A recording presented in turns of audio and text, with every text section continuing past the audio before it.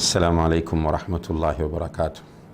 அல்ஹம்துலில்லாஹ் வஸ்ஸலாத்து வஸ்ஸலாமு அலா ரசூலில்லாஹ். அம்மா பாத்.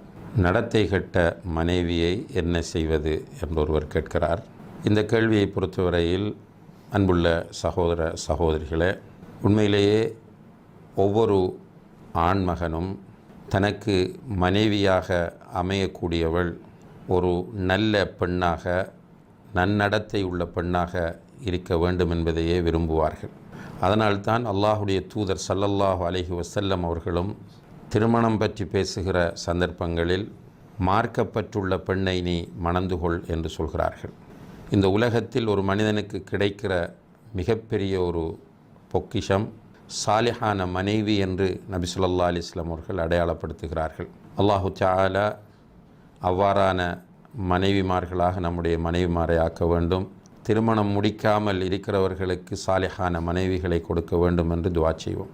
மனைவி நடத்தை கெட்டவளாக இருக்கிறாள் என்பது ஒரு கணவனுக்கு தெரிகிற போது, நடத்தை கெட்ட பெண் என்று சொல்லும்போது பெரும்பாலும் ஒழுக்க ரீதியிலே தவறுவிடக்கூடிய, அந்நிய ஆண்களோடு தகாத தொடர்புகளையும் உறவுகளையும் வைக்கக்கூடிய பெண்களை அது குறிக்கிறது.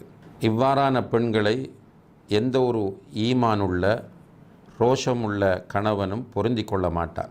அதனால்தான் ஸஅத் ரலியல்லாஹு அன்ஹு அவர்கள் ரசூல் ஸல்லல்லாஹு அலைஹி வஸல்லம் அவர்களிடம் சொன்னார்கள், என்னுடைய மனைவியோடு வேறொருவன் இருப்பதை நான் பார்த்தால் அவனுடைய கழுத்தை நான் வெட்டி விடுவேன் என்று சொன்னார்கள். ரசூல் ஸல்லல்லாஹு அலைஹி வஸல்லம் அவர்கள் அங்கிருந்தவர்களிடம் சொன்னார்கள், ஸஅதுடைய ரோஷத்தை பாருங்கள்.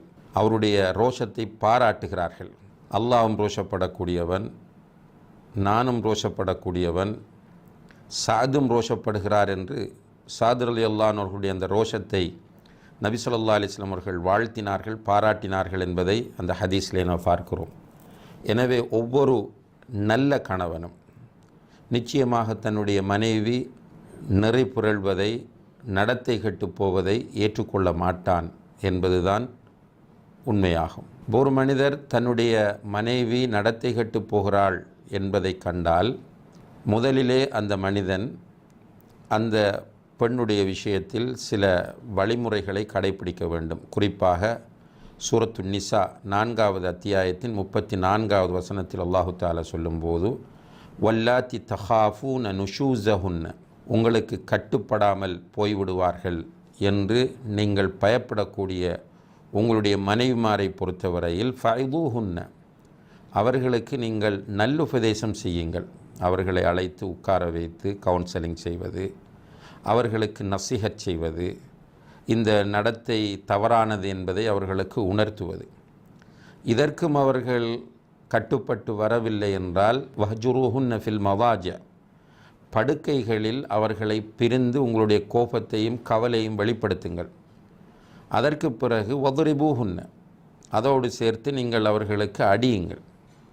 இந்த 3 கட்டங்களையும் நீங்கள் தாண்டிய பிறகும் அந்த பெண்கள் தங்களுடைய நிலைப்பாட்டை மாற்றாமல் இருந்தால் நீங்கள் அவர்களை பிரிவதற்கு, தலாக் சொல்வதற்கு உங்களுக்கு அனுமதி இருக்கிறது என்பதை அல்லாஹு தஆலா குர்ஆனிலே சொல்கிறான். அவர்கள் கட்டுப்பட்டு விட்டால் அல்ஹம்துலில்லாஹ், அவர்களை ஏற்று அவர்களோடு வாழலாம் என்பதுதான் இஸ்லாம் காட்டக்கூடிய வழிமுறையாக இருக்கிறது. அதே நேரத்தில் ஒரே அடியாக ஒரு மனிதன் தன்னுடைய மனைவி நடத்தை கெட்டு போவதை நேரடியாக பார்க்கிறான் என்று சொன்னால் அவளை பிரிவதற்குரிய உரிமையும் அவனுக்கு இருக்கிறது என்பதை நாம் மார்க்க ரீதியிலே புரிந்து கொள்ள முடிகிறது. அதே நேரத்தில் சில ஆண்கள் இருக்கிறார்கள், மனநோயாளிகள், எடுத்ததற்கெல்லாம் சந்தேகப்படுகிறவர்கள், மனைவி மீது அவதூறுகளை பரப்பக்கூடியவர்கள், தேவையில்லாமல் குற்றச்சாட்டுகளை வைக்கக்கூடியவர்கள். இவர்களை பொறுத்தவரையில் இவர்கள் நல்ல மருத்துவர்களை பார்க்க வேண்டியவர்கள். அதே நேரத்தில் அல்லாஹ்விடத்தில் துஆ செய்து தங்களிடம் வரக்கூடிய அந்த வஸ்வாஸை, அந்த சந்தேகத்தை நிவர்த்தி செய்து கொள்ள அவர்கள் முயற்சி செய்ய வேண்டும். இவர்கள் மனைவி மீது வீண் பழியை சுமத்துவார்களாக இருந்தால் இவர்களுடைய விஷயத்தில் அல்லாஹு தஆலா லிஆன் அல்லது முலாஅனா என்று சொல்லக்கூடிய ஒரு சட்டத்தை இறக்கி வைத்திருக்கிறான். மனைவியின் மீது அவதூறு சொல்வது, இன்னாரோடு நீ தவறாக நடக்கிறாய் என்று குற்றம் சாட்டுவது, இதை மனைவி மறுக்கிற போது 2 பேரும் ஒரு காது இடத்திலே வந்து அந்த காலைக்கு முன்னால் சத்தியம் செய்ய வேண்டும். 4 தடவைகள் அவர் சத்தியம் செய்வார். நான் சொல்வது உண்மை, என்னுடைய மனைவி நடத்தை கெட்டவள், இன்னாரோடு இப்படி நடந்து கொள்கிறாள், இது அல்லாஹ் மீது சத்தியம் என்று 4 தடவைகள் அவர் சத்தியம் செய்துவிட்டு 5வது தடவை இந்த விஷயத்தில் நான் பொய்யனாக இருந்தால் என் மீது அல்லாஹுடைய சாபம் உண்டாகும் என்று அவர் சொல்ல வேண்டும். இதற்கு லிஆன் முலாஅனா என்று சொல்லப்படும். இதற்கு பிறகு அவர்களுடைய குடும்ப வாழ்க்கை பிரிந்துவிடும்.